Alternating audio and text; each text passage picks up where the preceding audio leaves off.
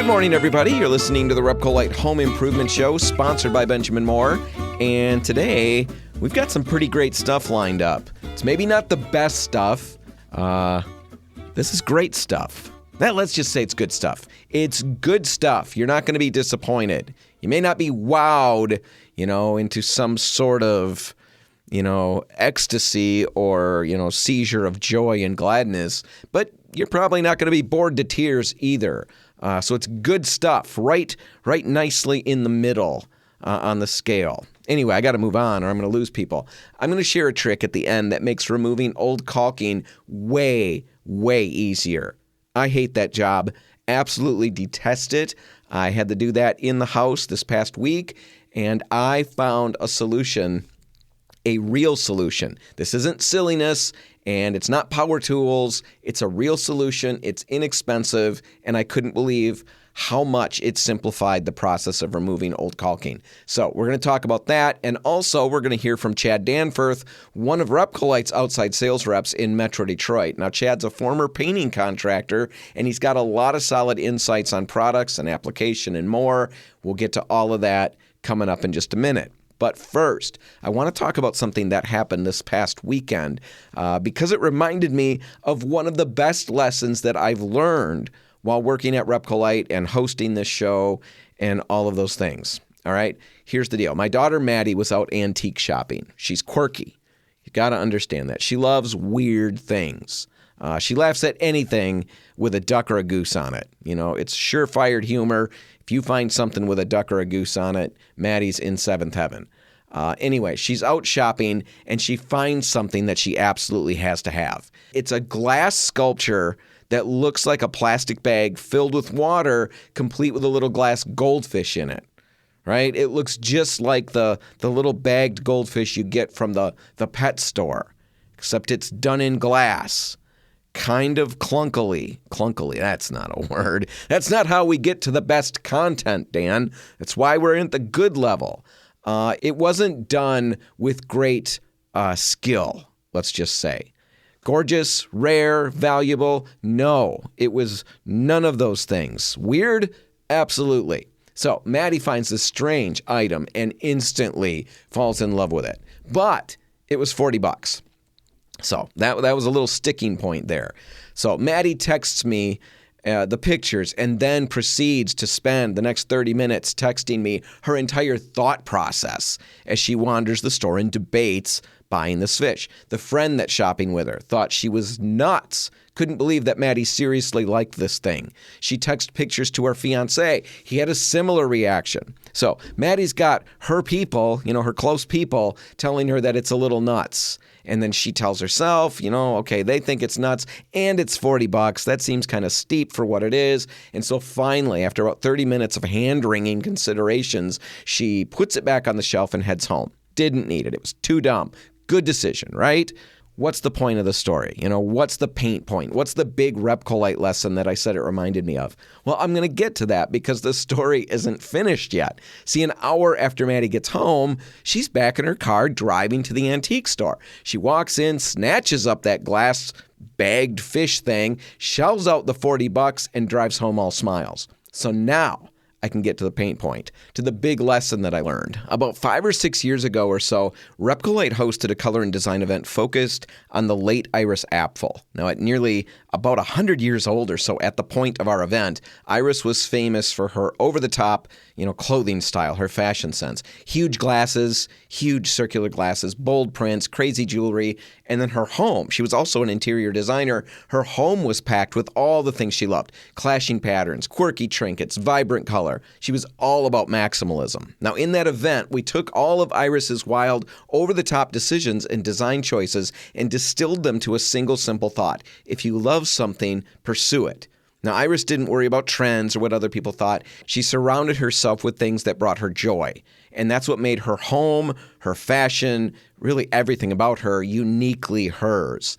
And that's the lesson with this dumb little fish. If you love something, if it speaks to your soul, don't give a second thought to what anybody else is going to think. Don't worry about making it fit into some superficial design style in your home. If it brings you happiness, don't walk away from it. Don't leave it on the shelf. Your home should be filled with all the things that make you you. The silly, the sentimental things, the things that make you smile, the glass fish. That's going to be a cherished memory in Madi's home as the years unfold. I guarantee it. So don't overthink it. If something truly brings you joy, a piece of furniture, a cat clock with the swishing tail and the blinking eyes. You know what I'm talking about, right? Maybe even just a paint color that everybody else thinks is a little nuts. If it speaks to you, don't worry about what everybody else is thinking. Pursue it. Don't leave it on the shelf. All right, there's the paint point for the week. Now let's take a break, and when we come back, we'll be talking with painting contractor turned RepcoLite employee Chad Danforth. That's just ahead. Stick around.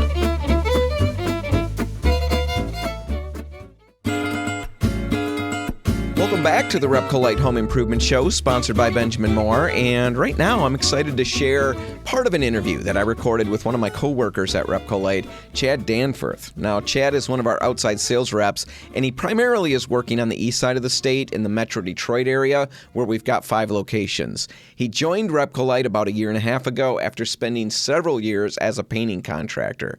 Now, that background is really pretty interesting because it gives him a unique perspective. He's applied the paint for a living, and now he works directly with contractors who are applying the paint for a living. His whole goal in life right now is to help them find the best products and the solutions for their jobs. So he's kind of been on both sides of the fence there.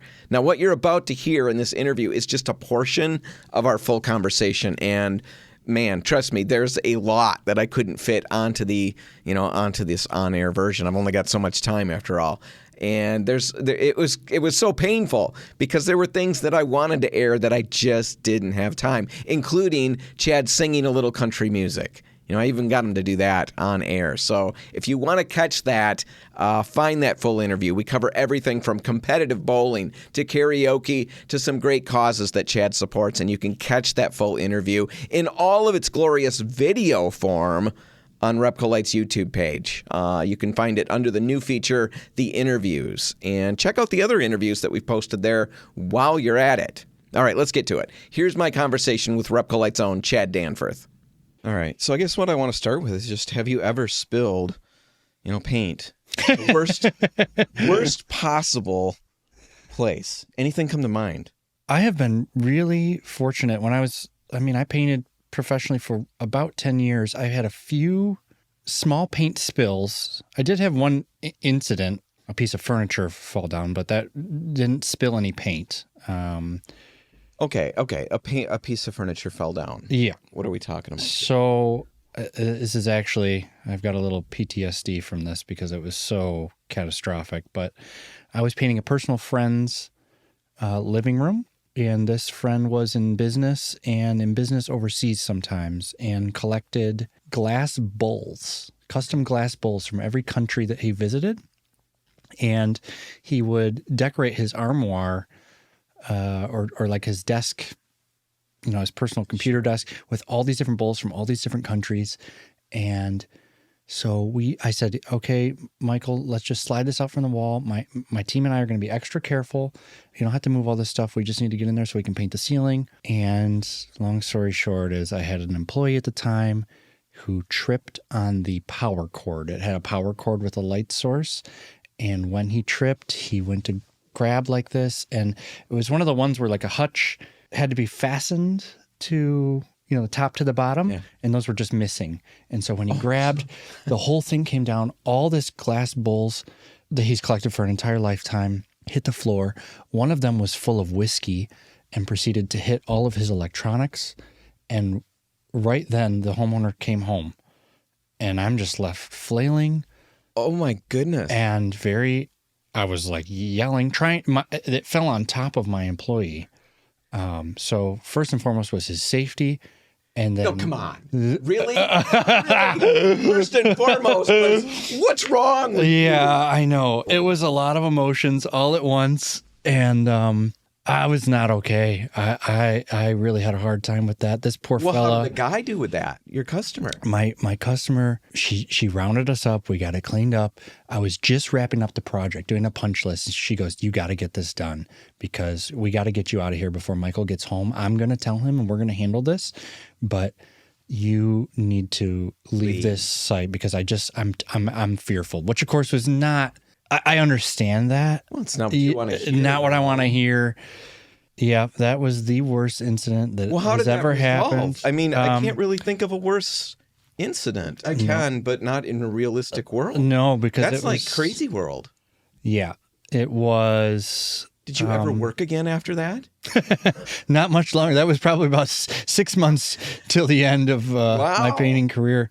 But I got insurance involved. I placed a call to an insurance, and they had them, my customers try to gather up approximate values of these bowls, but there was nothing, they had no formal receipt on some of these things. They were priceless. Yeah, they were priceless. They were priceless. And somebody's dreams, some children's heritage, all of that. Yeah. Gone. Yeah. I think the Dalai Lama gave him one or whatever. I mean, it was quite a scene, and I still struggle with that. I feel so terrible. Well, I've enjoyed it a lot. Just so you know. I mean, you've shared with us. I appreciate that. Yeah, no problem. No, mine. That makes me feel great. Yeah. Because nothing I have ever done even comes close to that. Yeah. Yeah, the worst thing I've ever done can't even see where you were in that point. I'm so far away from that. What do you got?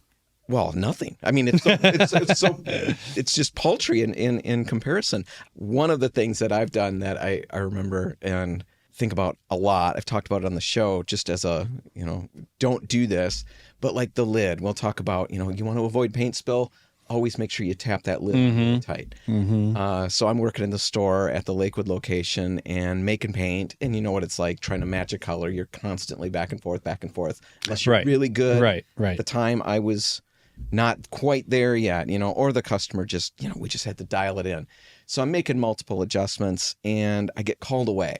Put the lid on top of it, go away, answer whatever I've got to do. I come back and the lid's on it, but I never pounded the lid on it. Right. So I flip it over because now I finally got the color. So now I'm going to write the formula on the side, flip it over the counter, and it took my brain way too long to process the fact that I was pouring an entire gallon of paint all over the counter, lid off, everything. And what a mess that was. Yeah, I'm sure in the paint store, everything has to be shaken, so you forget a step like that. And oh yeah, no, we had one where at 17th Street. This was years ago, where we've got bright aluminum paint. It's super shiny, super metallic, and somebody throws that in the shaker, and the lid comes off, and the manager, just your knee-jerk reaction is to open the shaker because you can hear it just spilling in the shaker. And he opens it up and gets completely sprayed. Something out of a movie. We're working at another store and all of a sudden the phone goes crazy. We pick it up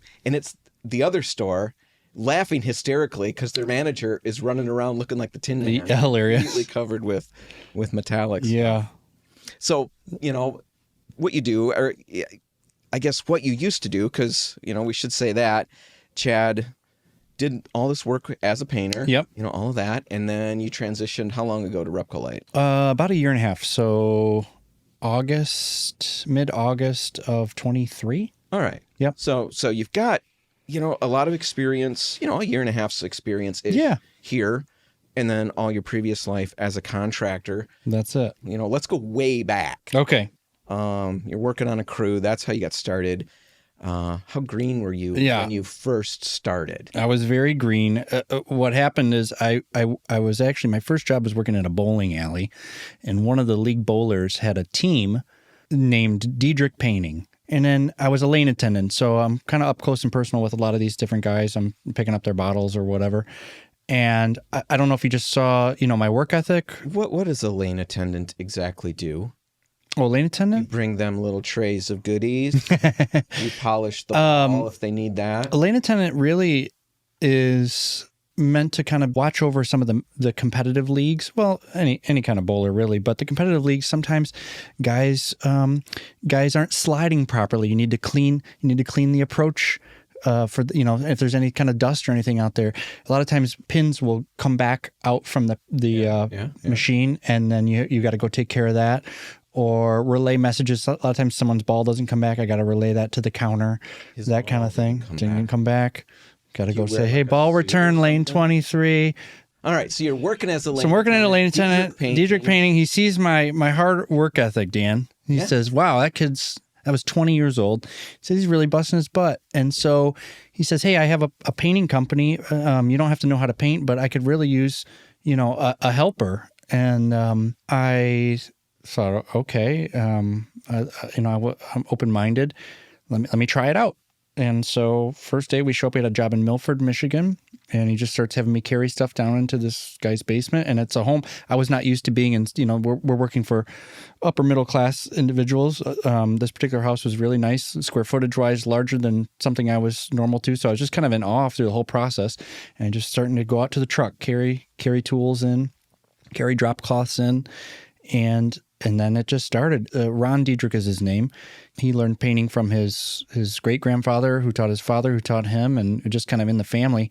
And from that moment on, after the tools got brought down to the basement, he's just started teaching me one step at a time, like a real long-haul kind of mindset. And so I ended up liking it. I got that left-handed creative brain. And so I find that, painting is really open for interpretation. And I like that. I liked that part initially, and I liked the camaraderie. At that time, it was just myself and Ron, and so we're just kind of there joking. Yeah, just the two of us for years. And yet he had a bowling team. He had a bowling team, yeah. None of these were people that he worked with? Well, just Office friends. people? No, Friends. just friends. I assumed it was a huge crew. Well, no, just one-man show, and then I was his helper. And so, yeah, we continued to work together. He just keeps continuing to teach me old school painting. I mean, Let's talk about that. What are some of the things you picked up? What are old school painting things? We kind of started with some basics, how to correctly mask, right? We started masking the floor correctly. And then, he's educating me on why we're doing this, right? We're lipping up some of the tape so that some of the paint doesn't creep through. Starts teaching me that certain tapes do certain things, We get into why we're sanding the walls. That caught me off guard. Oh, okay, why are we sanding the walls? That kind of thing. Why are you sanding the walls? We're sanding the walls, pole sanding. A big part of my early career was spent pole sanding. I was the designated pole sander, and that is to not only clean the walls, but also to knock down what we call boogers. A lot of people have different names for them, but we're making those things smooth. Not normally the term I use. Well, what are you calling them? What are you calling them? Goobies. On the goobies, yeah. The goodies yep. that are left behind. And we're sanding, and then he starts. Danny's got me. This guy, he starts getting me into the habit of feeling the walls, and he says to me, "A paint job's not a paint job unless it feels good. It can't just look good; it's got to feel good." And I say, "Okay." So it's very zen. He's got a lot of Ron had long hair, kind of hippie style, zen-like guy, and so. Yeah, he's got me feeling the walls, got me feeling the trim, and Did you wear a special glove? No. So you got to feel it. Got to feel it. So yeah, it was kind of that old school feel. We were working in a lot of upper echelon homes. He had been their painter for years and years. Just kind of a word of mouth type guy. I think he probably inherited some clients from his dad even. And so, and then I did that for 4 or 5 years, and I really liked it. I really enjoyed it. I started getting into why products are doing certain things. Really enjoyed the product aspect of it, which obviously would kind of come to play later in life here. But there's a whole section in between there we're missing out on, which is, I think when I was 25, I left Ron and said, okay, I think I'm going to start my own business, no hard feelings. And I started a company called Blue Whale Painting. All right, we're going to take a quick break, and when we come back, we'll dive back into the conversation with Chad, and we'll explore some paint specifics, including kind of a unique approach that he's got to using Aura Bath and Spa from Benjamin Moore. That's all coming up next. Stick around.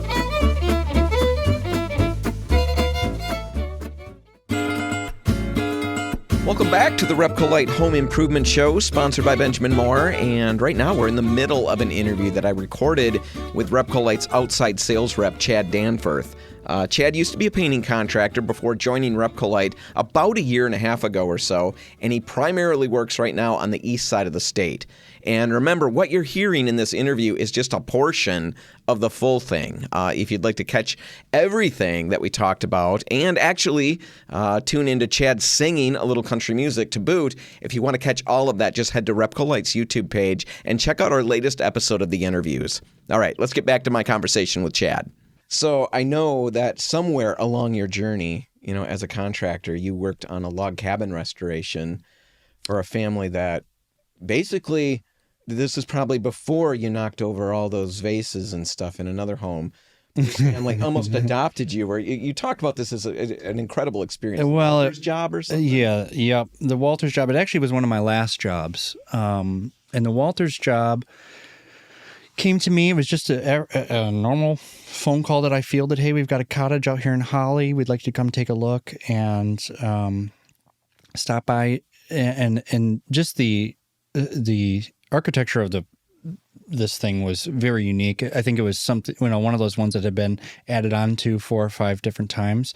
But the exterior substrate was vertical log siding, and it hadn't been maintained in years. It was really in some dire need of power washing with some chemicals to clean it up, and then, really see what we got.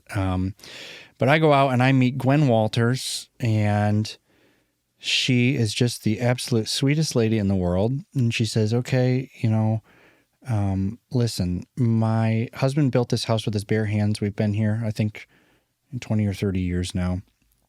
And unfortunately, he has gotten ill recently, and he's just not able to do this himself. Normally, we do everything ourselves, but this has got to be done. It's getting to the point where some of these logs are starting to be rotted. We're starting to kind of have, compromised logs and waters coming in some areas. So we need to call someone out and get this taken care of. I said, okay, no problem. I totally understand that. And so I know that this is really important to them. And she just couldn't have treated me nicer, which in this business, that's really important to me. Painting's hard. And so you have to give all that you can for your services, but it also takes some effort on the homeowner's end too. And that was one of those things that, I tried to really pair myself with customers that understood how that dynamic could really help them get the best paint job.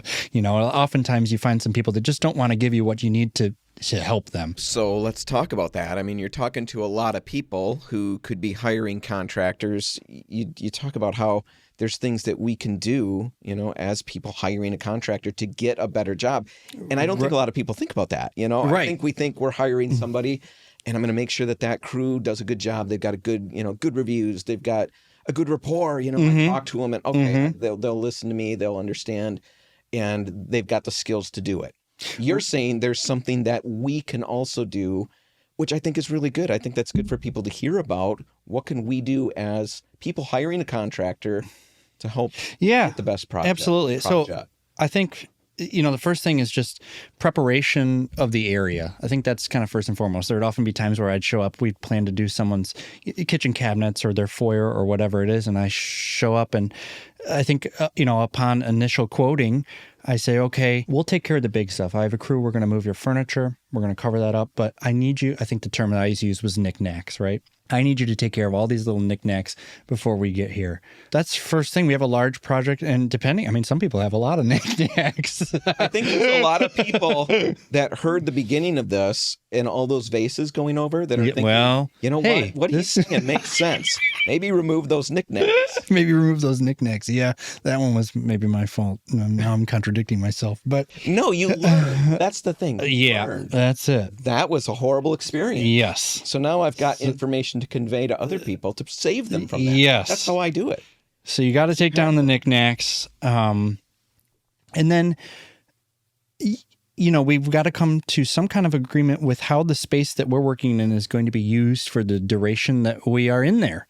If it's a, kitchen, obviously people use that on a daily basis. Like, I think expectation setting is big upon that initial quote. Hey, you may have access to this for a couple of days, but then it's off limits. And then, and of course, I've come into jobs where plastic is just ripped down, and they got to get to something, and sometimes you're not going to have every win, but no problem.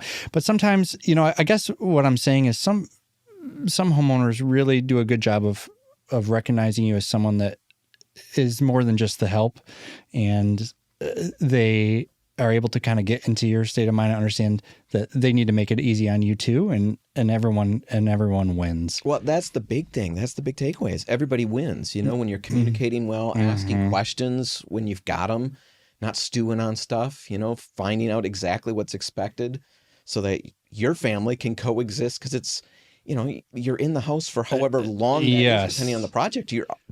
right Yes. in their space. It's much more prevalent of an issue in interior than exterior. Exterior, there's not too much overlap that needs to be done on their end. But no, my kid, though, he worked on a crew this past summer for the first time. He didn't do any painting beforehand, and he's working on an exterior crew. And yeah, it was much easier in that regard. Mm-hmm. But, oh man, he'd come home, not every day, but there probably once a week there was awkward moments where the contractors would they're in condo associations, and so the condo association has alerted all the people there. There's painting crews around, and they're going to be painting the exterior of your homes, doing certain things, getting your deck ready. And every time he'd put his ladder up by a window and he'd have to climb up, he'd think, oh, please, God. Oh, please, What's let in this here? be okay. Yeah. And he's got some really funny stories. Like he gets to the top and he, is painting, and then he sees motion, and there's a lady just rocking her chair right by the window, facing the window, looking out. Yep. Other times he'll, people are moving around. I know. You're thinking, okay, just keep moving. Good luck. We let you know. But yeah, you got to let people know, have those conversations. That helps, us as we're hiring people. Mm-hmm. Like you said, you just remember that, you as a contractor, you're a person. Yeah. To help. And when I work with you and treat you in that manner, we're going to get better results down the road. Mm-hmm. So you switched over to RepcoLite a year and a half ago. Something like that. Now you're an outside rep working with our contractors, which I think is great because you come at this job from their point of view. Mm-hmm. You know what would help them succeed in their business because you ran a business like that. Exactly. So that's really cool. As a rep, as a painter, you had to form, for lack of a better word, relationships with products, whether they're paints or whether they're sundries, from either angle as a rep or, as a painter. What were some of the products that you just found yourself really rep? Oh, well, what was nice about this conversion from contractor to rep, particularly for a Benjamin Moore store, I wasn't obviously not familiar with RepcoLite products. They were, pretty new to that side of town at that time. But I was a Benjamin Moore user, and I centered my business around the Aura line. I had a little bit of a unique system where I actually used Aura Bath and Spa on everything, on your foyer. So why did you do that? 2 reasons. Finish? The finish is slightly lower sheen than the regular Aura matte. I don't know why.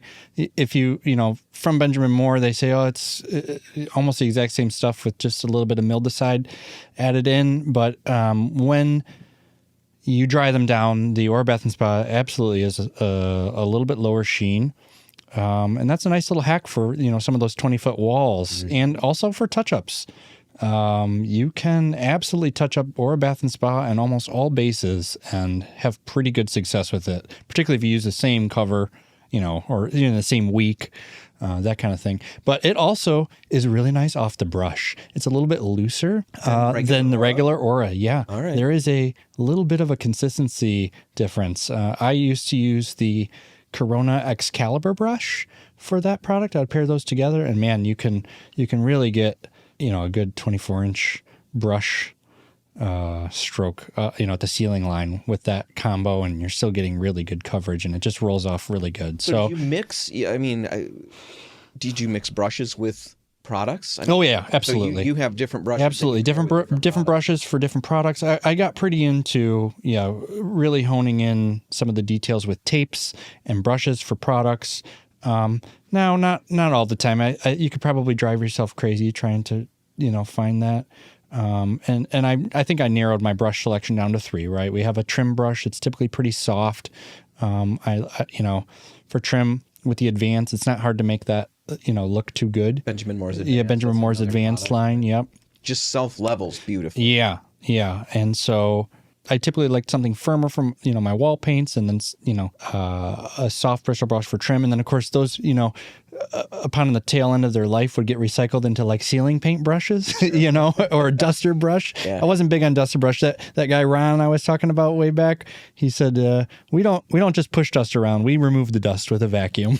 And I said, okay, that's a pretty decent theory. Yeah. Rather than we're just moving the dust around. That's not pretty good for job site cleanliness. Those old brushes, though, they can be really nice for dusting off electronics, things like that. Oh, yeah. One for all the studio equipment that I've got here. Doesn't mess my knobs up because I've got all my settings where I want them. Oh yeah, that's that's over them. Yeah, I like it. Yeah. So yeah, I centered my business was really around that advanced trim paint line, the Aura Bath and Spa, or just regular Aura, but I did find that little sheen hack with the Bath and Spa, and it would end up really working out well for some of the touching up if necessary on some kind of new construction. An electrician comes in and bashes something or cuts an outlet wall.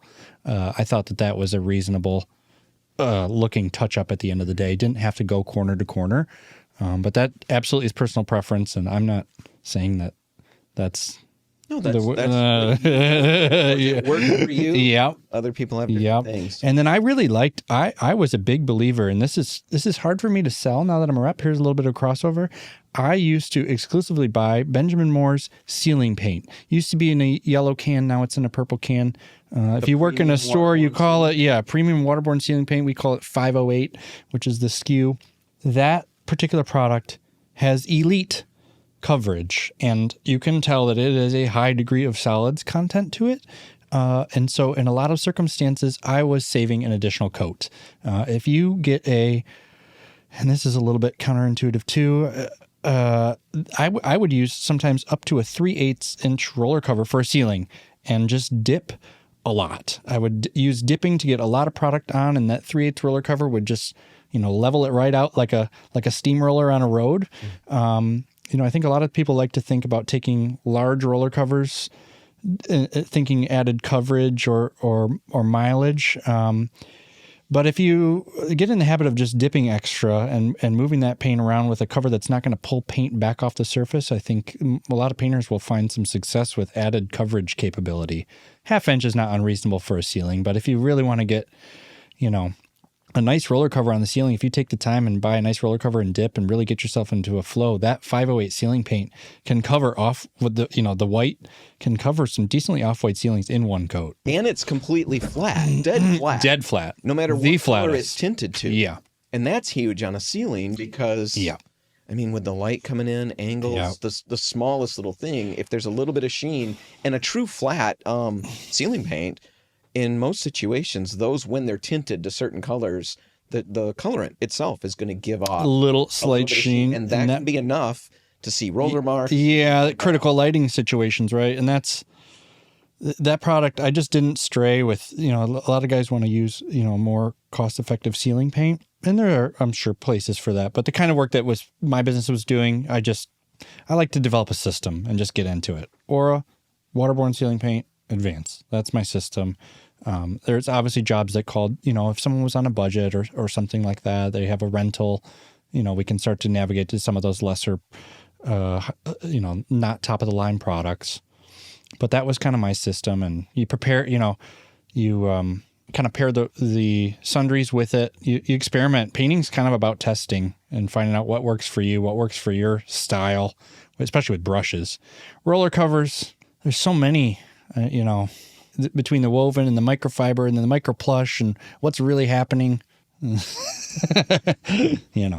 of a mixed bag there. Yeah. Just find what works for you. Yeah. So anyway, I'm going to let you get back to work. Thanks for hanging out. Yeah, no problem. Pleasure. All right, I think it's time for a break, and when we come back, we're going to be talking about caulking. I ran into a listener talking about caulking. That rhymes. Just hit me. I completely lost my train of thought. I ran into a listener this week with a lot of good questions, and I figured that it was worth digging into on the show. So we're going to do that in just a minute. Stick around.